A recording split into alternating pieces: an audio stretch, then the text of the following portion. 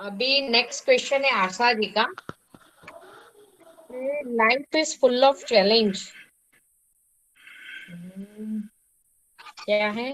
Why each problem is a challenge, each problem is a challenge, we are spiritual and how can we overcome and be at to god and गुरु।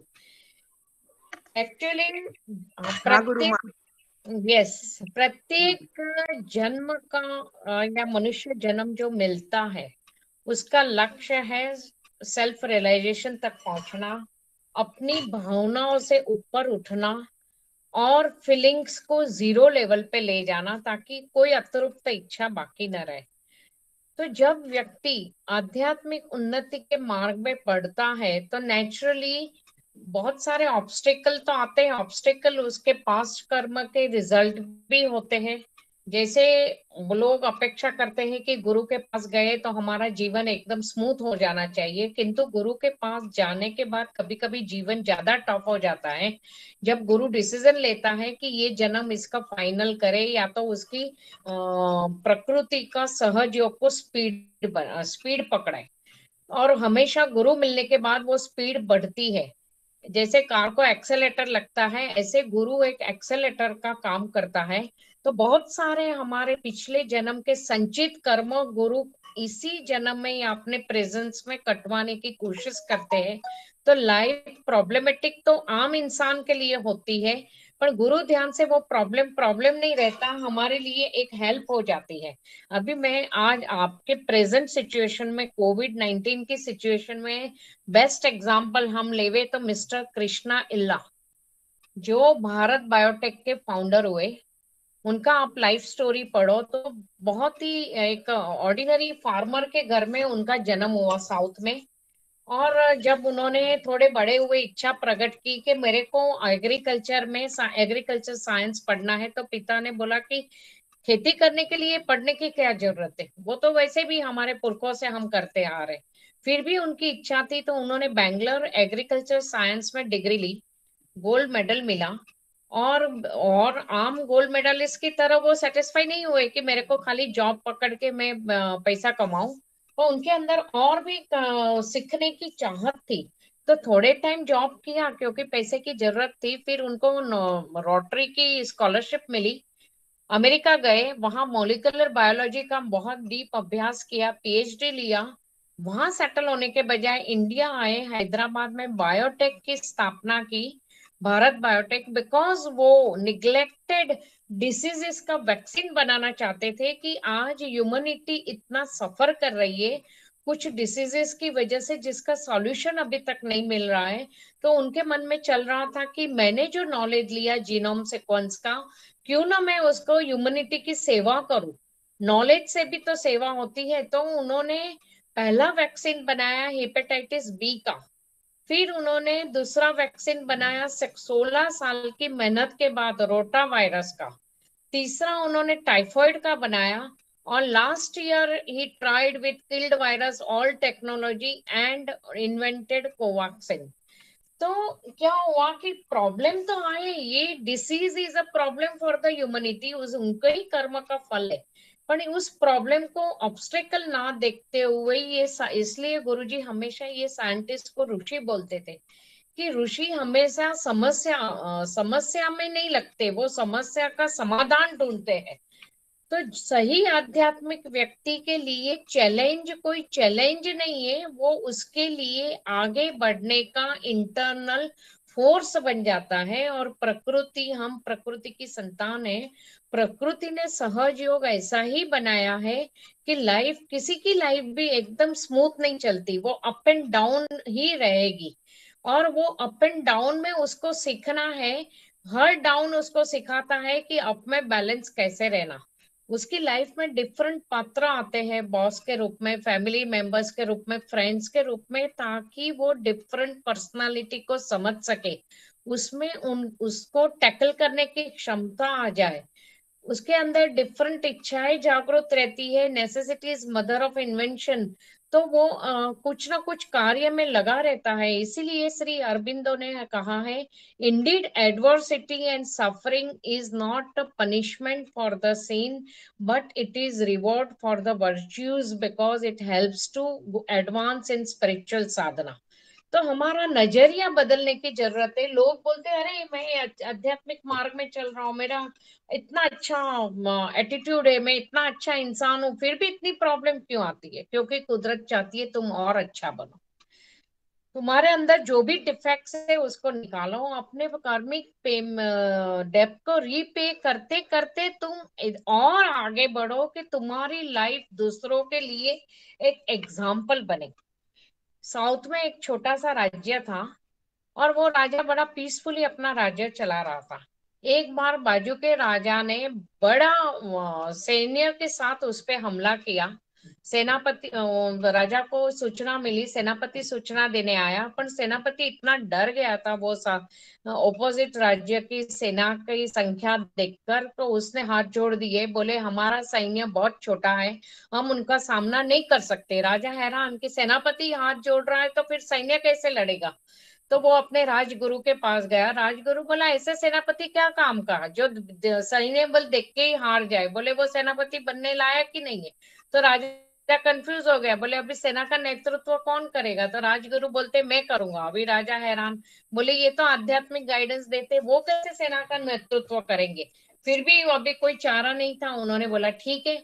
तो राजगुरु तो निकल पड़े, सेना का नेतृत्व लेके, सेना लेके निकल पड़े। रास्ते में मंदिर आया, तो उन्होंने सैन्य को बोला, आप रुको, मैं जरा मंदिर में ईश्वर की प्रार्थना कर लूं और इच्छा भी जान लूं कि हम युद्ध जीतेंगे कि नहीं। अभी सैनिकों भी हैरान हो गए, बोले अभी क्या करें, रुकना पड़ेगा। ये मंदिर में गए, प्रार्थना की, बाहर आए, बोले आज रात रुकते हैं, अगर मंदिर में रोशनी दिखाई दी तो उसका मतलब है भगवान का संदेश है, आशीर्वाद है कि हम ये युद्ध जीतेंगे। और वो लोग रात भर रुके, रात को रोशनी दिखाई दी, सैनिकों में इतना उत्साह का संचार हुआ, और उन लोग में इतना कॉन्फिडेंस आ गया कि डेफिनेटली हम लोग ये वॉर को जीतेंगे, भगवान के आशीर्वाद मिल गए। दूसरे दिन युद्ध चालू हुआ, 21 दिन युद्ध चला। इतना जी जान से सैनियों ने युद्ध किया कि इतनी बड़ी सेना को हरा दिया और वो लोग जीत गए। वापस आते हुए फिर से वो मंदिर आया, तो उन्होंने राजगुरु को बोला कि हम सैनिक को बोले हम भगवान को धन्यवाद करते हैं कि उनके आशीर्वाद से हमने युद्ध को जीत लिया। तो राजगुरु मुस्कुराए, बोले कोई जरूरत नहीं है। बोले क्यों? तो बोले उस दिन जो रोशनी दिखाई दी थी वो तो मंदिर में मैं प्रार्थना करने गया था, तभी मैं ही दिया जला के आया था, दिन में आप लोग को दिया दिखा नहीं। रात के अंधेरे में वो दिए की रोशनी, और दिए में मैंने इतना तेल डाला था कि रात भर जलता रहे, उसी रोशनी को आपने आशीर्वाद मान लिए। तो basically what is the moral of the story? When you believe in yourself you can achieve any impossible thing in the life. कि आपको कितनी भी स्ट्रगल करनी पड़े, अगर आप लक्ष्य के प्रति जागरूक हो, तो एक ना एक दिन आप जरूर लक्ष्य को अचीव कर लोगे। इसलिए तो विवेकानंद जी ने अपने को स्लोगन दिया, stop not, awake and pursue the goal.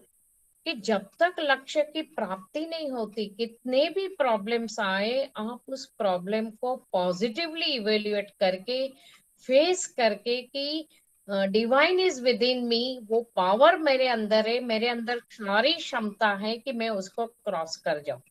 अभी ये कोरोना वायरस का टाइम चल रहा है, डॉक्टरों का रीडिंग आया है कि जो पेशेंट कोरोना हुआ है वो नाम से ही डर जाते हैं। वो लोग को जब कोई प्रॉब्लम आती है तो उनको ठीक करना डिफिकल्ट हो जाता है, because they have lost their confidence. But जिनका विल पावर स्ट्रांग है, इम्यूनिटी स्ट्रांग, यानी फिजिकल इम्यूनिटी खाली नहीं, बट आपका इंटरनल विल पावर भी स्ट्रांग है, आपकी पॉजिटिविटी इतनी स्ट्रांग है, तो आप उस तकलीफ को भी क्रॉस करके बाहर आ जाते हो, इन स्पाइट ऑफ कोमॉर्बिडिटीज और what ever may be your age. तो लाइफ, आशा जी, लाइफ हर एक की लाइफ फुल ऑफ चैलेंज ही है, बट उस चैलेंज को जब हम पॉजिटिवली इवेल्युएट करते हैं और उसको क्रॉस कर जाते हैं, तो हमारा जीवन दूसरों के लिए प्रेरणा मूर्ति बनता है। इसलिए तो राम भी पृथ्वी पे आए, रामायण देखो, उनकी लाइफ में कितनी प्रॉब्लम्स आई, कृष्ण भी पृथ्वी पे आए, कितनी प्रॉब्लम्स उनकी लाइफ में है। उनकी लाइफ के दौरान कुरुक्षेत्र हुआ, कुरुक्षेत्र का युद्ध हुआ।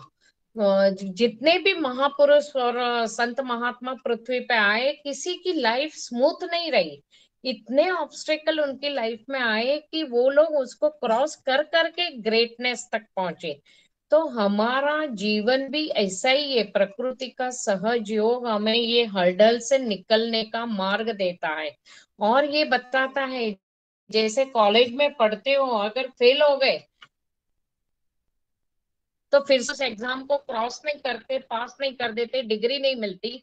ठीक उसी तरह प्रकृति का सहज योग भी कहता है कि जब तक कोई फीलिंग्स को आपने क्रॉस नहीं किया, जब तक कोई एग्जाम को सक्सेसफुली पास नहीं किया, situation birth after birth repeat होती रहती है और कभी कभी विथ इंटेंसिफाइड प्रॉब्लम रिपीट होती है। You have to cross that situation. इसीलिए वो many many lives many many master में, डॉक्टर ब्रियान वेज में जो कैथरीन का एग्जाम्पल दिया, तो उसने जब हिप्नोटिक सेशंस में जा, वो लेडी मेड थी, आज कुछ नई भी लोग हैं, तो वो उस लेडी को प्रॉब्लम था कि वो अंधेरे में अकेली नहीं रह सकती थी, दूसरा उसका गला चौकअप रहता था। तो वो डॉक्टर ब्रियान वेस के पास ट्रीटमेंट लेने गई, उन्होंने फिजिकल ट्रीटमेंट तो दिया, वो क्योर नहीं हो रही थी। तो एक दिन उन्होंने सोचा, इस वो हिप्नोथेरापिस्ट भी थे, कि उसकी कोई फीलिंग चॉकअप हो गई है, तो क्यों ना उसको हिप्नोटिक सेशन में ले जाऊं। हिप्नोटिक सेशन में लेके गए तो वो पास बर्थ में पहुंच गई और इतने पीछे पहुंच गई कि बोले स्टोन एज में पैदा हुई, वहां मेड थी, वहां भी झाड़ पे लटक के उसकी मृत्यु हुई, कोई जन्म में पानी में डूबने से मृत्यु हुई। मतलब हर एक टाइम वो चॉकअप की फीलिंग रही, वो फीलिंग मरते हुए इतनी स्ट्रांग रही कि बर्थ आफ्टर बर्थ वो फीलिंग को कैरी किया उसने। और जैसे जैसे वो एक एक बर्थ का विवरण देती गई, वो फीलिंग की चॉकअपनेस थी, उसकी इंटेंसिटी कम होती गई, because she was letting it out. तो धीरे धीरे वो चॉक्ड अप फीलिंग भी कम होती गई। किंतु हर एक हिप्नोटिक सेशन के बाद उसने बोला कि एक जीवन, मृत्यु के बाद नया जीवन के बीच में एक डिवाइन लाइट उसको दिखाई देती थी। वो उसको बोलती थी, इस जन्म में तेरे को इस फीलिंग से निकलना बाकी है। बोले मैं इतनी जिद्दी रही कि वो फीलिंग को क्रॉस करने में टाइम लगाया, इसीलिए उसको इतने सारे बर्थ मेड, या तो लोअर मिडिल क्लास, मतलब वो पुअर फैमिली में उसको जन्म लेना पड़ा। मतलब सेम सिचुएशन उसकी लाइफ में रिपीट होती रही जब तक उसने क्रॉस नहीं किया। तो it is an example, real story which matches with the आध्यात्मिक सेइंग कि finally you have to overcome your defects no matter how many obstacles you face. तो आशा जी, obstacles are rewards, they are not punishment. यही प्रश्न प्रियोल हाँ sorry हाँ नमिता प्रिमा। का भी है कि हमारी लाइफ नहीं। में इतने हाँ प्रॉब्लम्स प्रिमा। क्यों आते हैं। तो जब हम गुरु से अट्यून रहते हैं, तो गुरु हमें सिखाते हैं कि कोई भी प्रॉब्लम को तुम कैसे हंसते हंसते पॉजिटिव एटीट्यूड से फेस करो। ये प्रकृति का सहज योग बहुत लेंदी प्रोसेस है, क्योंकि इंसान समझ के उसमें से निकले तो बहुत टाइम जाता है, तब तक जन्म पूरा हो जाता है। तो इसीलिए गुरु अपनी लाइव एग्जाम्पल के द्वारा, अपनी आचरण के द्वारा दिखाता है कि तुम कैसे डिफरेंट डिफिकल्ट सिचुएशन को फेस करके आगे बढ़ सकते हो। यही प्रश्न का उत्तर अस्मिता का भी है, कि अस्मिता ने एक स्टोरी पोस्ट की है कि एक नाई संत के पास जाता है और बोलता है कि एक मिनट है, उसका क्या है, हाँ, उनके पास जाता है कि परमात्मा ऐसा क्यों करता है, वैसा क्यों करता है, यहाँ बाढ़ आ गई, वहां एक्सीडेंट हुआ, कहीं भुखमरी चल रही है, किसी को नौकरी नहीं मिली, ये सब परेशानी क्यों। तो संत ने एक भिखारी को सामने जा रहा था, उसको देखा और बोले, ये तू नाई है, सबका दाढ़ी और बाल काटता है, ये भिखारी का तो दाढ़ी बाल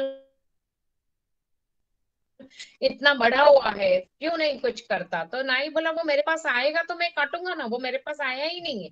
तो बोले सेम चीज कि हम परमात्मा को अप्रोच ही नहीं करते, गुरु की सुनते ही नहीं है, तो प्रॉब्लम का सॉल्यूशन कैसे आएगा। Because we don't change our attitude. तो देन एंड कीप कंप्लेनिंग के व्हाई आई एम सफरिंग। तो that is the reason suffering stands there if you change your attitude. मैंने बोला वो पत्थर तोड़ने वाला भी गीत गुनगुना रहा था मेरे ही बिल्डिंग में। मैं जब अर्ली मॉर्निंग कभी अर्ली मॉर्निंग उठती हूँ, तो मेरे ही बिल्डिंग में वॉचमैन है जो गाड़ी सुबह 4:30 बजे उठ के सबकी गाड़ियां साफ करता है। और यू वॉन्ट बिलीव वो इतना दिल से सुबह लाउडली, इतना लिरिकल आवाज में भजन गाता है कि रियली दिल खुश हो जाए। कोई कैसेट बजाने की जरूरत नहीं है, उसका भजन सुनो। क्या है एसेट उसके पास? एक छोटा सा पार्किंग लॉट में एक छोटा सा केबिन सोसाइटी ने उसको दिया है, जिसमें उसने एक गैस स्टोव रखा है, 2-4 डिब्बे रखे हैं जिसमें वो आटा रखता है, बाहर से सब्जी लाता है, थोड़ा मसाला उसने रखा है, अपना खाना पकाता है। एक एल्यूमिनियम की थाली है, उसमें खाना पकाता, वही खाना दाल चावल या सब्जी जो बनाया उसी में मिला के खा लेता है, और उधर ही चटाई डाल के सोता है। किसी ने चद्दर दी तो चद्दर ओढ़ के सोता है। बारिश हो, धूप हो, ठंडी का मौसम हो, खाली मफलर ओढ़ता है वो आदमी। तो मैं सोचती हूँ कि बड़ी बड़ी गाड़ी वाले भी, मैं जब उनको देखती हूँ जिनके पास 2-2 3-3 गाड़ियां है, इनोवा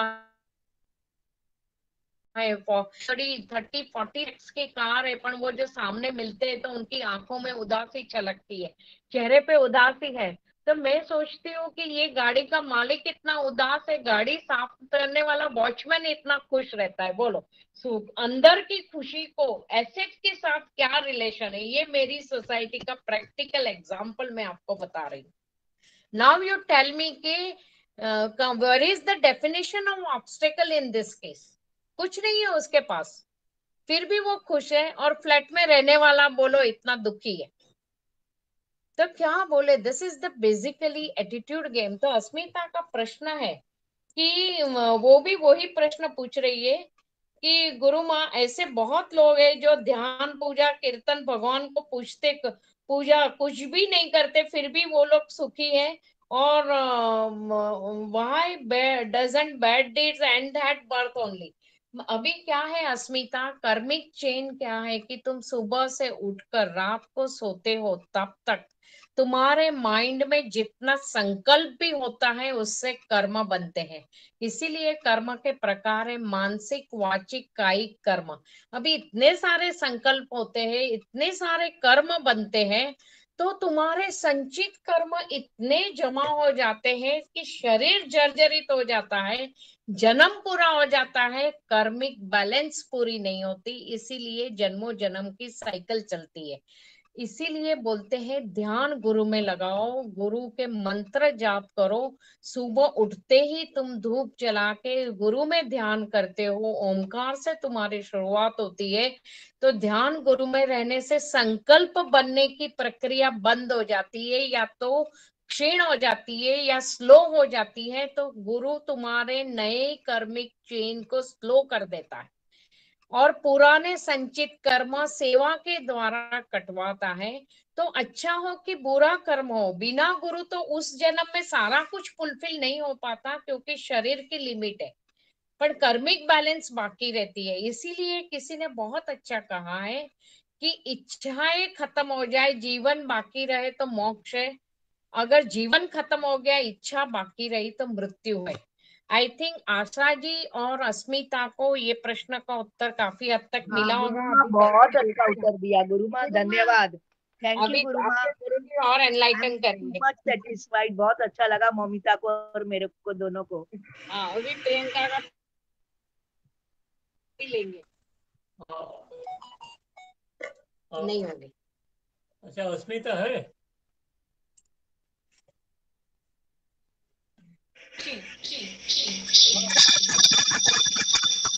आपके सवाल के जवाब में मैंने गुरुजी अस्मिता है।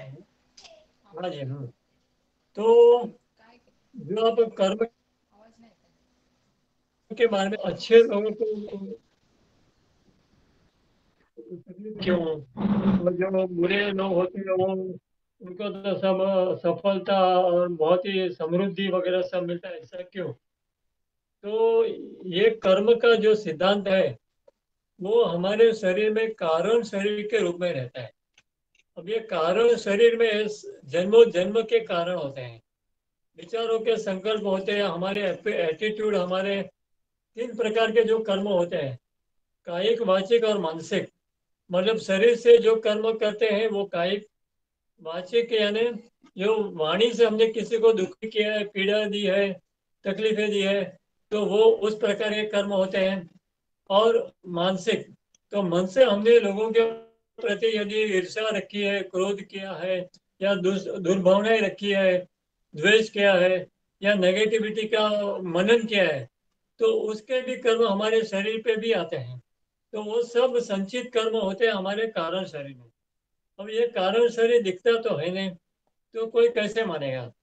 जैसे कि वैज्ञानिक लोग तो धीरे धीरे करके ये वायरस के म्यूटेशन तक, वायरस के जीनोम तक पहुंच गए।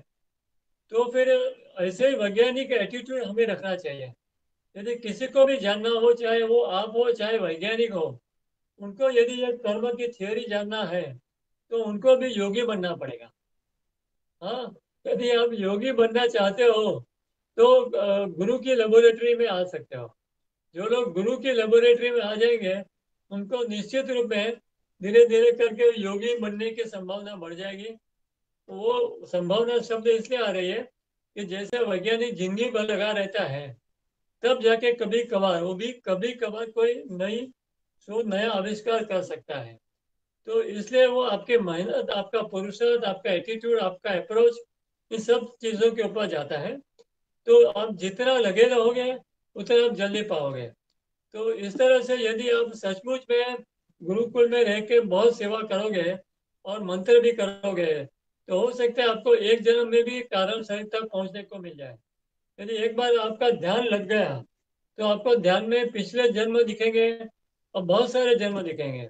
जैसे कि बुद्ध और महावीर को भी अपने पिछले सैकड़ों जन्म दिखे थे। तो उसमें कभी वो पंछी भी थे, कभी वो पशु भी थे, कभी वो शिकारी भी थे।